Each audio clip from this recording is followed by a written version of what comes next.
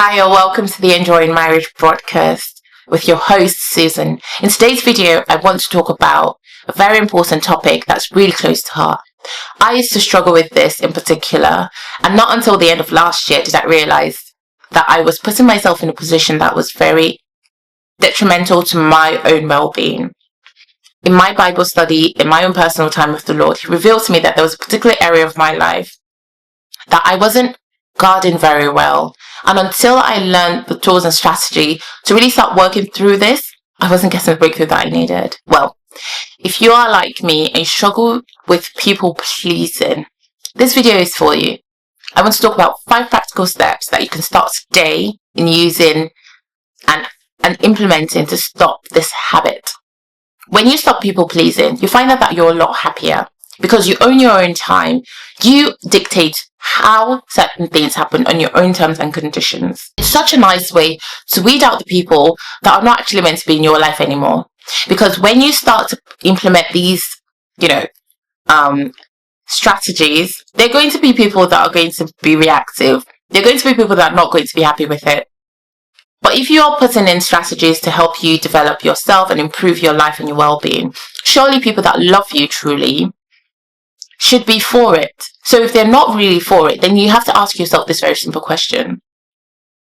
Have you just been a freeloader in my life? Are you just in my life to take from me because I was not aware of a certain leak that I had? And so now that I'm willing to close up that leak and work on myself to improve my own well-being, you have an issue with it. I'd rather you are not around than to be around and drain me. I've got my notes down, so just in case I'm looking down, bear with me. I've got all the notes on this very topic on the blog. I've just got some prompters, and you can visit the blog for more info and in-depth article. Coming out of an abusive relationship can leave you feeling unsure of yourself. When you've spent so long prioritizing the needs of other people, you've actually forgotten what it feels like to have your own needs met.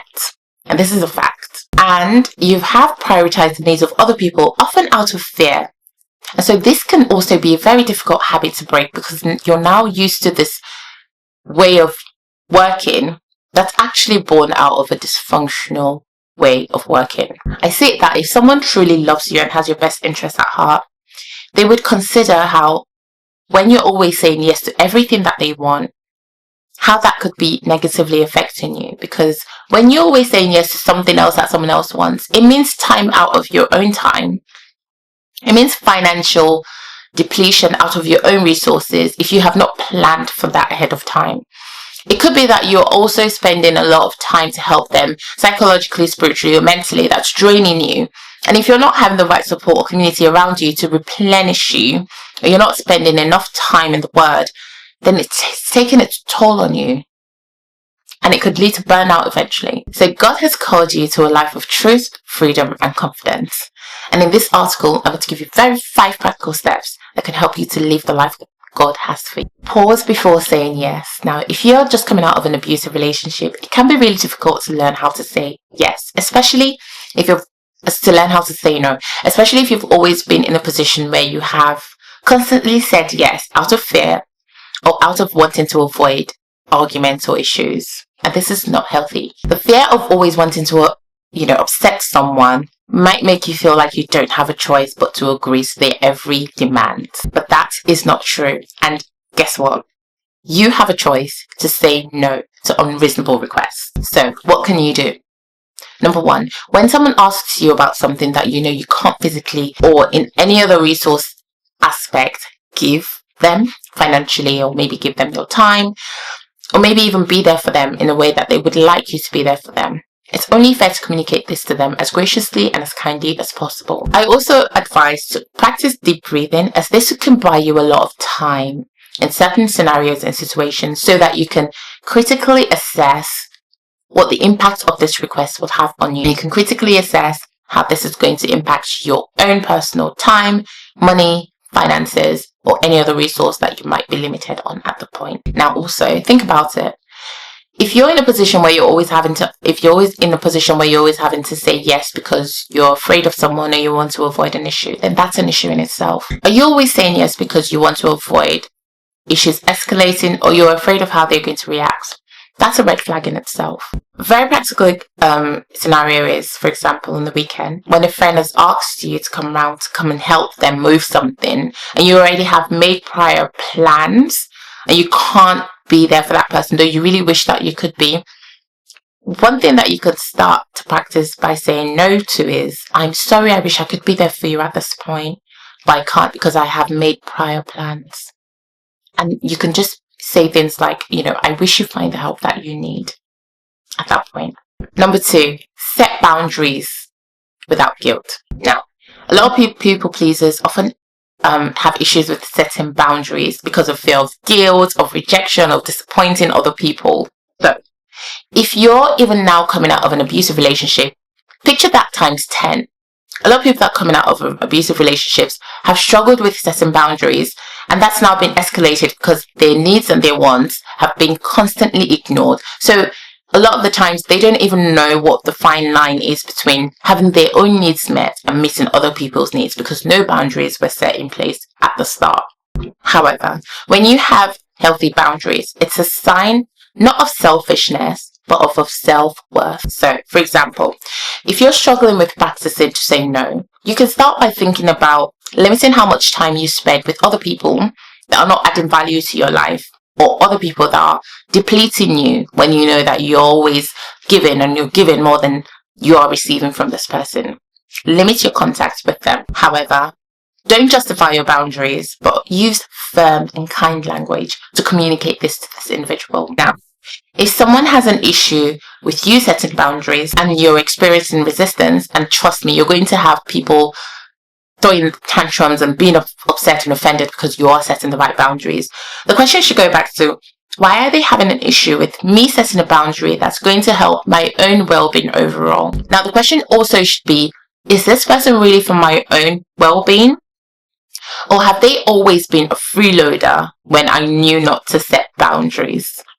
That should give you a good sign and indicator of people that really were in your life to help and support you to be a better person and be a better version of yourself, over someone that's just been there to leech off of you and to be a freeloader in your life. So a really good practical example is this.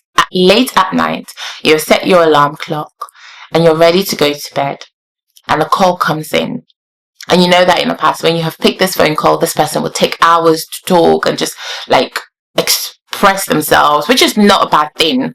But you remember that whenever you needed them, they were never there for you. A really good practical way to set a boundary with such an individual is to explain to them that you have set a particular time in the night to go to bed, because now their phone call is encroaching on your own personal time to study, read, go to bed, pray, read the word, whatever it is that you do at night. You don't have to explain that to them.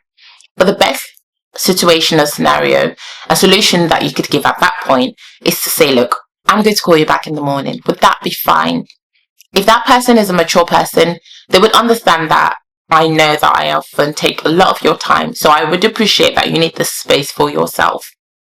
However, if someone like that has an issue with you setting a boundary, then going back to my first point, have they always been a freeloader, or are they actually ever there for you to help you to be a better person and a version of yourself? Let go of the fear of disapproval.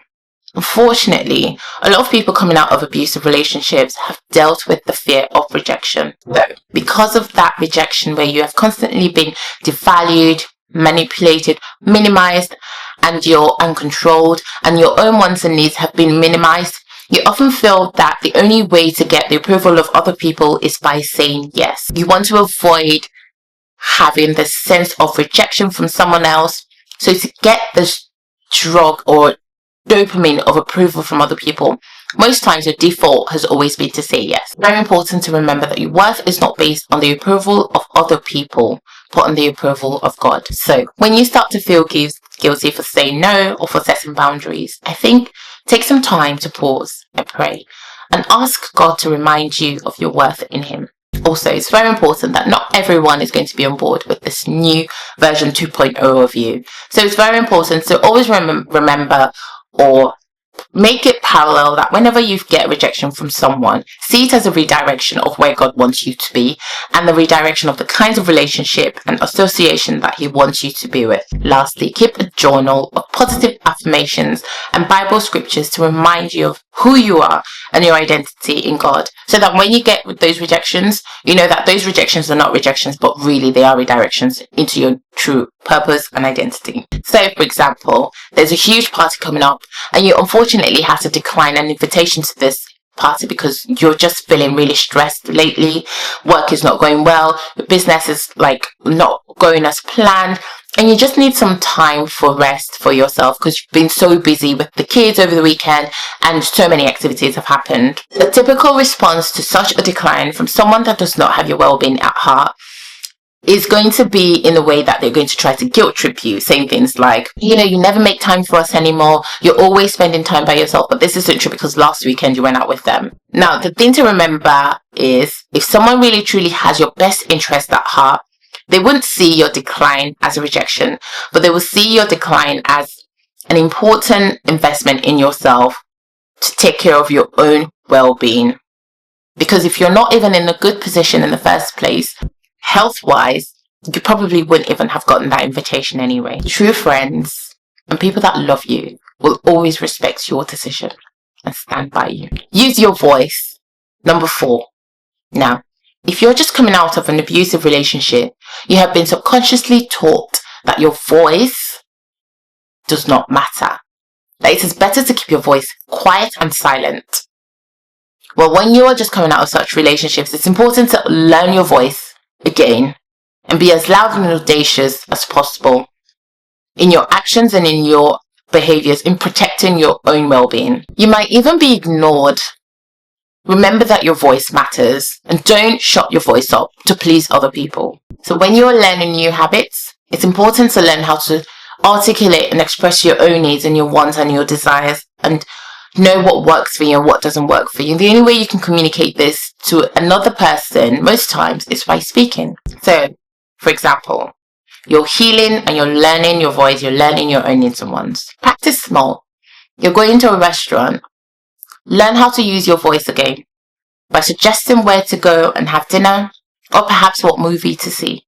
Instead of blaming and apologizing, and I used to fall for this a lot of the time, I would always apologize for even the slightest thing. Oh, I'm so sorry. And there's nothing wrong in being polite and apologizing.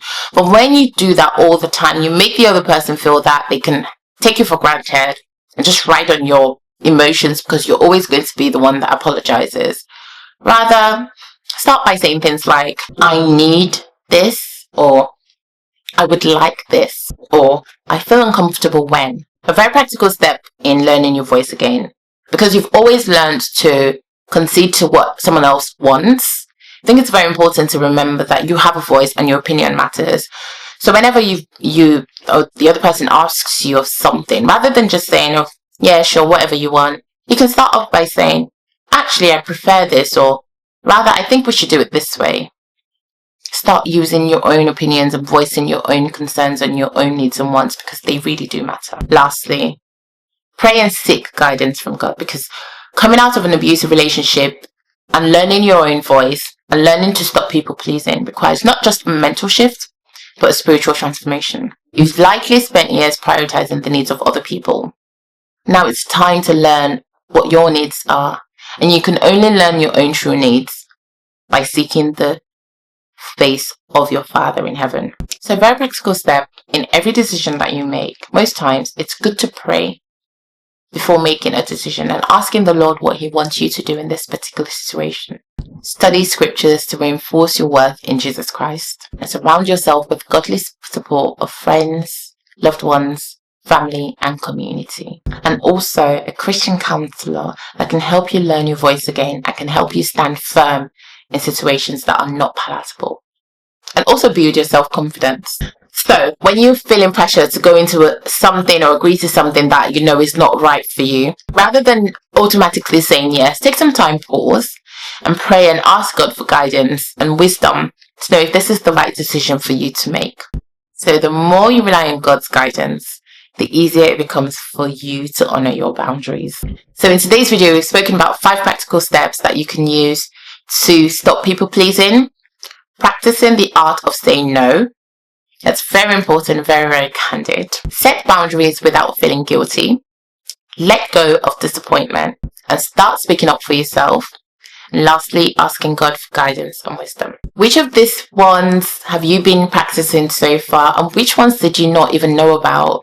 I would like to hear and see your comments and your thoughts in the comment section down below. If you would like to know more about the in-depth articles on this blog, visit this website and make sure that you share with your friends, family, your loved ones, and people that you know would benefit from this work. And I hope to see you in the next one.